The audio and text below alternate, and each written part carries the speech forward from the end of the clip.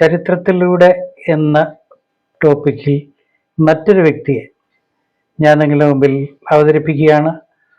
ലോകപ്രസിദ്ധനാണ് എങ്കിലും ആ പ്രസിദ്ധമായ പേരിൻ്റെ പിൻപിലെ യഥാർത്ഥ വ്യക്തി ആരാണെന്ന് ഞാൻ നിങ്ങളുടെ മുമ്പിൽ ചിത്രങ്ങളിലൂടെ ചരിത്രത്തിലൂടെ തെളിവോടെ അവതരിപ്പിക്കുമ്പോൾ ഇതായിരുന്നു ഇത്. സത്യം നമ്മൾ പലതും അറിയാറില്ല. എഴുത്തുകാരനെ പരിചയമുണ്ടെങ്കിലും കഥാപാത്രത്തെ പരിചയമുണ്ടെങ്കിലും യഥാർത്ഥ വ്യക്തി ആരായിരുന്നു എന്നാണ് ഇതിലൂടെ ഓർപ്പിക്കുന്നത്. ആ വ്യക്തിയാണ് സിഡ്നി ജോർജ് റെയ്ലി എന്ന മനുഷ്യൻ. 1874 1925 വരെയുള്ള കാലഘട്ടങ്ങളിൽ ജീവിച്ചിരുന്ന ഒരു വ്യക്തി. അതിൽ ആമുഖമായി പറയട്ടെ, ജെയിംസ് ബോണ്ടിനെ അറിയാത്ത മനുഷ്യനുണ്ടാവില്ല. കുട്ടികളടക്കം സിനിമാ പ്രേമികളും അല്ലാത്തവരും ഒക്കെ നമുക്ക് വളരെ സുപരിതമാണ് ജെയിംസ് ബോണ്ടും ജെയിംസ് ബോണ്ട് സിനിമയുടെ സിമ്പലായ 007 അറിയാമെങ്കിലും ഈ ജെയിംസ് ബോണ്ട് കഥാപാത്രം ജീവിച്ചിരുന്ന ഒരു വ്യക്തിയാണ്. അതാണ് ഈ സിഡ്നി ജോർജ് റെയ്ലി എന്ന മനുഷ്യൻ. ഇദ്ദേഹത്തിൻ്റെ യഥാർത്ഥ പേര് സിഗ്മണ്ട് റോസൻബ്ലോം എന്നാണ്. യുക്രൈനിലെ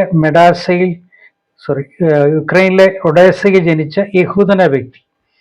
പിതാവ് മെഡിക്കൽ ഡോക്ടറായിരുന്നു. ഒരേ സമയത്തും ജർമ്മനിയുടെയും ബ്രിട്ടീഷ് സർക്കാരിനും വേണ്ടി ചാരപ്പണി ചെയ്ത വ്യക്തിയായിരുന്നു സിഡ്നി ജോർജ് റെയ്ലി. ഈ പറയുന്ന ലോകത്തിൻ്റെ ചരിത്രം പരിശോധിച്ചാൽ, ഏത് രാജ്യത്തെയും പരിശോധിച്ചാൽ അതിൽ ഒരു യഹൂദന്റെ കയ്യൊപ്പ് ഇല്ലാത്ത, യഹൂദനില്ലാത്ത ചരിത്രം ഇല്ല. നിങ്ങൾ യഹൂദനോട് ഇഷ്ടം തോന്നിയാലും ഇഷ്ടക്കേട് തോന്നിയാലും ചരിത്രം യാഥാർത്ഥ്യമാണ്.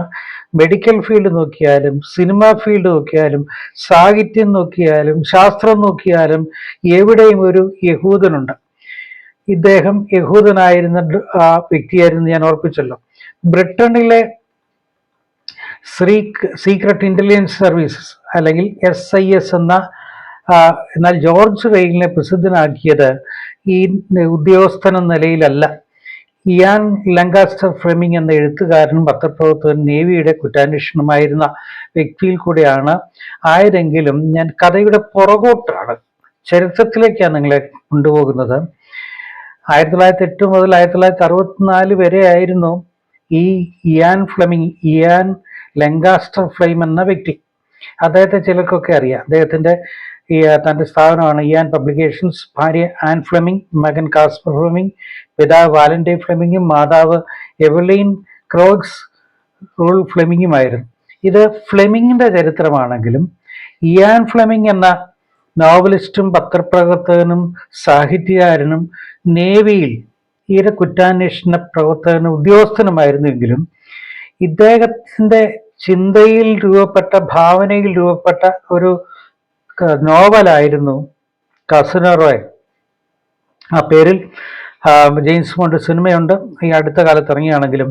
ആദ്യ നോവലല്ല ചലച്ചിത്രമാക്കിയെങ്കിലും പിന്നീടാണ് യഥാർത്ഥ ജീവിച്ചിരുന്ന മനുഷ്യനായ ഈ ജോർജ് സിഡ്നി റെയ്ലി എന്ന മനുഷ്യൻ, അല്ലെങ്കിൽ യഥാർത്ഥ പേരാണ് ഞാൻ നേരത്തെ ഓർപ്പിച്ചത്, സിഗ്മണ്ട് റോസൻബ്ലോം എന്ന സിഡ്നി ജോർജ് റെയ്ലി. ഇദ്ദേഹം ഒരു ബ്രിട്ടീഷ് കപ്പലിൽ യാത്ര ചെയ്തു വരവെ പെട്ടെന്ന് അപ്രതീക്ഷിതമായി കടൽ കൊള്ളക്കാർ ആക്രമിച്ചപ്പോൾ സാഹചര്യത്തിൻ്റെ അവസ്ഥയും ബുദ്ധിമുട്ട് മനസ്സിലാക്കി പെട്ടെന്ന് തന്നെ ഇടപെട്ട് ചിലരെ വെടിവെച്ച് കൊല്ലുകയും ആക്രമികളെ കീഴ്പ്പെടുത്തി അസാധാരണമായ മെയ്വഴക്കത്തോടെ കപ്പലിലെ ക്യാപ്റ്റനും മറ്റുള്ളവരൊക്കെ നോക്കി അത്ഭുത തന്ത്രപരമായിരിക്കുമ്പോൾ മുൻകൂട്ടിയുള്ള പ്ലാനിങ് ഒന്നുമല്ല ആക്രമണം അങ്ങനെയാണല്ലോ, കൗണ്ടർ അറ്റാക്ക്. ഈ കൗണ്ടർ അറ്റാക്കിൽ എല്ലാവരും ഭയപ്പെട്ട് വിറങ്ങലിച്ചിരിക്കുമ്പോൾ ഒറ്റയ്ക്ക് ഈ കടൽ കൊള്ളക്കാരെ നേരിട്ട് ചിലരെ കൊല്ലുകയും കായികമായി കീഴ്പ്പെടുത്തുകയും ചെയ്ത് കണ്ട് അത്ഭുതപ്പെട്ട ഈ കപ്പലിന്റെ ക്യാപ്റ്റൻ അന്നേരം തന്നെ ഒരു ഉയർന്ന പദവിയിൽ ഒരു ജോലി യാത്രക്കാരനായി വന്ന ആളാണെന്ന് ഓർക്കണം. ഈ പറഞ്ഞ സിഗ്മണ്ട് റോസൻബ്ലോം എന്ന സിഡ്നി ജോർജ് റെയ്ലി കാണിച്ച അതിൽ നിന്നും തുടർന്നും അദ്ദേഹം ഷിപ്പ്യാർഡിൽ വന്നതിന് ശേഷം തൻ്റെ നേവി ഉദ്യോഗസ്ഥരോടും കപ്പലുമായി ബന്ധപ്പെട്ട ആൾക്കാരോടും പറഞ്ഞ് അദ്ദേഹത്തെ പിന്നീടാണ് ബ്രിട്ടീഷ് സർക്കാരിൻ്റെ ഇന്ത്യൻ സർവീസിലേക്ക് SIS സെലക്ട് ചെയ്തത്. അദ്ദേഹത്തെ നേരിട്ട് ഫ്ലെമിങ്ങിനെ അറിയുമോ എന്ന് എനിക്കറിയില്ല. പക്ഷെ അദ്ദേഹത്തിന്റെ ഭാവനയിൽ കൂടെ വന്ന വ്യക്തിയും അങ്ങനെ ചരിത്രത്തിൽ പ്രസിദ്ധനായി. എഴുത്തുകാരനും അഭിനേതാവും പലരും മരിച്ചുപോയെങ്കിലും ഇന്ന് ചരിത്രത്തിൽ ജീവിക്കുന്ന ഒരു വ്യക്തിയാണ് ഈ പറഞ്ഞ പോലെ സിഗ്മണ്ട് എന്ന വ്യക്തി, അല്ലെങ്കിൽ പേരിൽ അറിയപ്പെടുന്നത് സിഡ്നി ജോർജ് റെയ്ലി എന്ന സിഗ്മണ്ട് റോസംബ്ലം.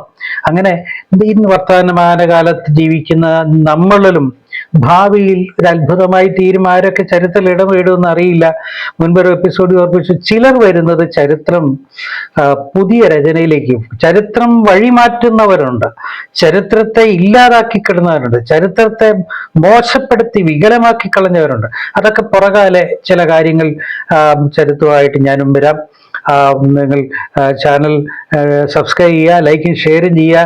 ഇതുപോലെ മറിഞ്ഞു കിടക്കുന്നതും പലർക്കും അറിയാത്തമായ കൊച്ചു കൊച്ചു കാര്യങ്ങളിലേക്ക് ഞങ്ങളുടെ ശ്രദ്ധ തിരിക്കുന്നു. വീണ്ടും ചാനൽ അമൻ റസൂലിലേക്ക് സ്വാഗതം.